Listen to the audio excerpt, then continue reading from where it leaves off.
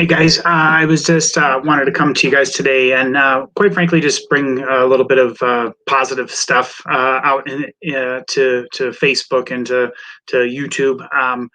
We are every day getting bombarded with everything that we can't do and what we have to do in order to help. And one of the things that really struck me that I think is super important that people are missing out on is just the fact that if you go look through CNN's history or MSNBC or NBC or quite frankly any news outlet, I want you just to go to one of those and just type in and say like, hey, what positive things or what things can I do to help myself through this?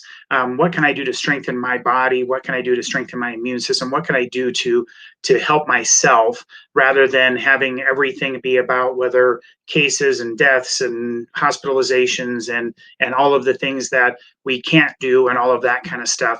And ultimately the reason why I bring this up is because I know for a fact that so many of the outcomes that we're learning about have to do with the healthy people. I did a whole series back in the March, April time where we really focused on helping people understand that healthy people are harder to kill was the title of it. And we knew that the data that was coming out even back then early on just said, hey, this was affecting people with comorbidities and with diabetes and the age thing has actually not been quite as important as we originally thought, outside of the fact that unfortunately older people are having have a higher risk of having comorbidities. There's a whole slew of plenty of 70 and 80-year-old people who have contracted who lived that were in general in good health going into it. So one of the things that I want us to focus on are the things that we could be doing every day to help ourselves get stronger. What are we going to do? Mike Rowe, I had posted on my Facebook. I think he had a great just mindset shift article that I had posted a couple weeks ago that just said, it's not that we're being, like someone like myself who's not afraid of coronavirus. It's not for any cavalier reason. It's really just because I've come to the conclusion that in order for this virus to go away, ultimately people have to get it. We know we've all learned a lot about herd immunity, those that had no idea and never heard the term before over this last little bit. And ultimately that's what needs to happen for this to get done with. And so, I've just come to terms with that's what's going to happen. And if I'm going to get COVID and if I've had it, I don't know. But the one thing that I do know is that I'm just trying to do the right things for myself to help keep my health high, my immune system high, everything going well, so that if I was to contract it or if I have contracted it, my body would be able to fight it off, and I'd be one of the people that hopefully said, yeah, I'm testing positive that I've had it, but I didn't even know I had it. And so my challenge to everybody is what are you doing today to improve your health? I asked a bunch of my patients in our morning shift this morning. I said, besides getting adjusted today, what else are you going to do to improve your health? And about half my patients were really quick with something like, oh well, I'm going to the gym right after this, or I'm making sure that I'm eating well, or they had something to say, and that's great. But I could also tell that about half of them that I asked, they kind of was like, I don't know. I haven't thought about that.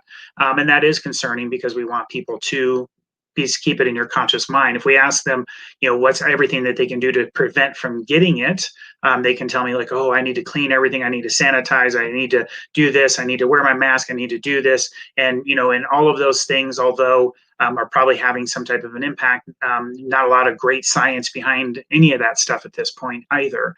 So the bottom line is what are you going to do to help yourself? So I have one thing for you guys that you can do today. And this is something that literally anybody and everybody can do. And that is to go outside.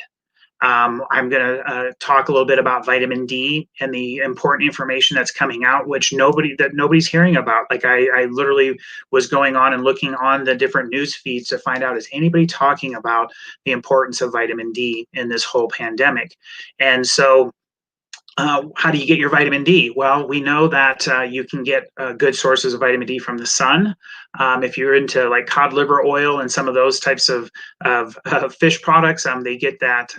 You can get vitamin D from there as well. But in general, what we know in our society is that most people are very, very deficient in vitamin D.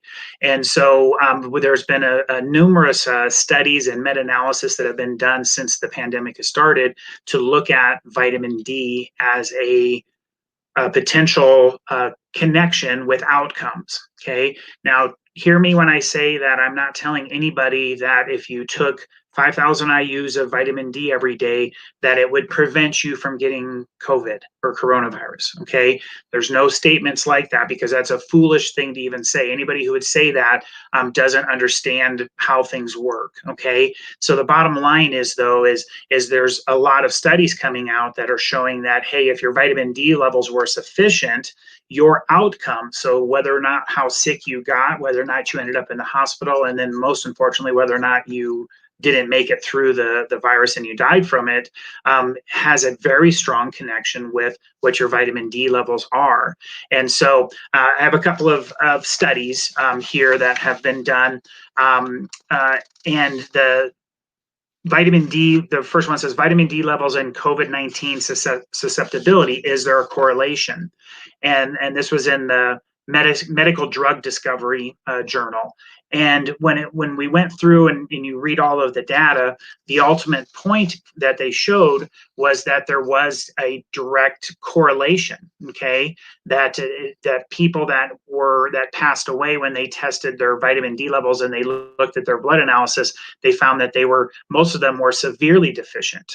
And so part of the consequence to this really starts with, well, when this first happened, we were all told to quarantine, we should shelter in place, we should go inside, and then really do that for people that have any comorbidities. Well, I understand the reasoning behind that. It's not, there's a logical reason behind that. But the inside portion was the one that, so if somebody was already a little bit deficient in vitamin D, and now we're not allowing them to go outside and they're not taking a supplemental form or getting it through diet, which is more difficult to do than what people think when it comes to vitamin D. But the bottom line is their vitamin D levels would even go lower. And so if they did get exposed, there's a tremendous amount of evidence now that correlates that lower level of vitamin D led to worse outcomes for the patient when they contracted the virus. And so there was a like I said, if you Google this, you'll find a bunch of stuff on PubMed. But this is one that I thought was pretty powerful. They did a meta-analysis of vitamin D deficiency for all-cause mortality. So what does that mean? So for any reason that somebody would die, they look at that versus their vitamin D level. And they looked at 32 studies that have been done specifically to look at vitamin D with heart disease or cancer or whatever type of disease it was.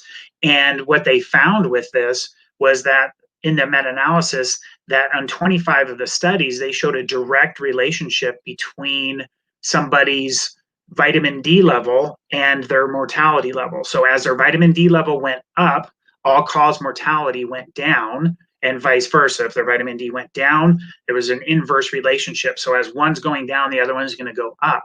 And that was for all causes. So that's a strong statement for vitamin D as far as an importance thing for everybody to be aware of, so that we can make sure that if there's one thing I could do, I could go outside for 30 minutes in the middle of the day, in around that 12 p.m. time frame.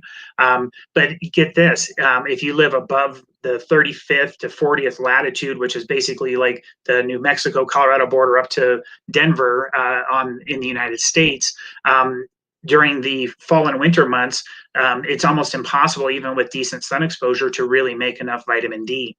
So you have to be aware that this is a very important deficiency that shows up when we test and look at blood samples across the U.S. population. We're overwhelmingly deficient in vitamin D as well. And so supplementation is oftentimes, not only it's the easiest way, but if you're afraid of the sun, we've all been told that the sun is this horrible thing that's creating all these these cancers and all that kind of stuff. And that's, for another topic or another discussion. We're not going to discuss that here. But if you're afraid of the sun, or we're putting on sunblock, or we're wearing the big hat and long sleeves and stuff to avoid sun exposure, then we're not getting the vitamin D made even during the summer months when we're in the sun. So all of that being said, we have a vitamin D shortage. And out of these 32 studies, 25 of them showed this direct correlation with your vitamin D levels and all-cause mortality. Seven of the 32 showed that there wasn't any conclusive data either way. Okay, so it's pretty good evidence that says vitamin D is a simple step that we can take towards helping ourselves get healthier. Okay, so now when it comes to vitamin D supplements, you also have to be a little bit concerned with where and how it's formed and how it's made and all that kind of stuff. So I always recommend people make sure that you know the source. Okay, I'm not here to cut on any companies and stuff like that, but unfortunately, most of the commercially made and sold stuff that you would buy at a local retailer or something like that usually is synthetic, or usually is not made with the highest quality of ingredients, and maybe you're not going to get the benefits that you think you should. Okay, last study that I wanted to cover, and this is a new study. It's a preliminary thing, so it hasn't been peer reviewed or anything like that, but I feel it's a very important thing to discuss. This was published in the News Medical Life Science journal, and they looked at 10 countries' data for their vitamin D and coronavirus mortality rates. And here's what they found. So as the researchers looked through all the data, they said the correlation coefficient is 0.76, and that indicates that approximately 58% of COVID-19 mortalities could be explained by severe deficiency of vitamin D. Okay, and again, I'm not trying to tell anybody that this is hard science at this point, but this is good research that's being done, that's being formulated. It's cutting edge stuff that's just being published, that's saying, hey, listen, we're seeing a strong tie here. And for myself, when I look at something like this, I know that vitamin D also works good. The reason why we covered the last study that says, hey, even if it didn't fix COVID-19, it's good for all-cause mortality. So you have less likely chance of dying of anything if we have good vitamin D levels in our body.